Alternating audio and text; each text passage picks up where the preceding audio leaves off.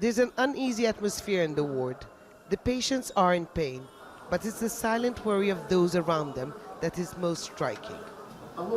Manar el-Dahoudi cannot contain his despair. He has 3 sons, all 3 maimed during the protest. Iyad is the last one to be injured, and his condition is the most worrying. He has already lost his left leg in an accident a few years ago. Now his right one is at risk. He lost his leg because of the 2 governments we have. One would agree to transfer him, the other would refuse. I call on anyone who cares about us. Please help me get my son out of Gaza. He needs treatment. Please help me save this leg.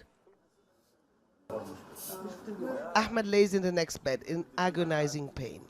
His mother is angry at all parties.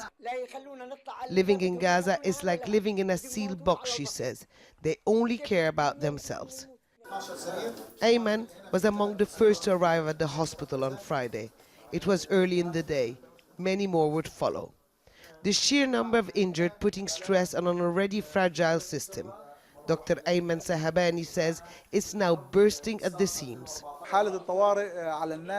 We declared a state of emergency. Ambulances were carrying 3 or 4 patients at a time. We had 300 cases in one day. That's 15 times more than the capacity of the emergency unit, and we've used all our stock. Most injuries are in the lower part of the body.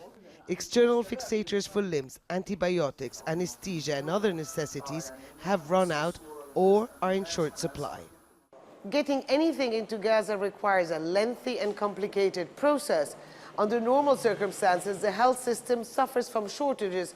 About half of the drugs needed and a third of the equipment are lacking. But the situation gets even further complicated by political developments.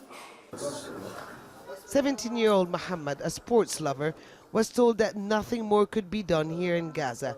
The artery in his leg is torn and he's losing a lot of blood. He needs to be transferred to the occupied West Bank. The hospital there is waiting, the paperwork is done, but the Israelis won't allow him to make the journey. No one has been able to get out since the protest began. Iyad listens from afar. Tears roll down his cheek and hope is all but gone. There's no solution. Each time they make us dream of reconciliation, it fails. My generation is lost. The one after me is too. That's why we go to the fence, to express the misery we live in. It's that sense of hopelessness that continues to draw the youth towards the border fence. Many might come back on a stretcher. Some will never fully recover. Huda Abdelhamid, Al Jazeera, Gaza.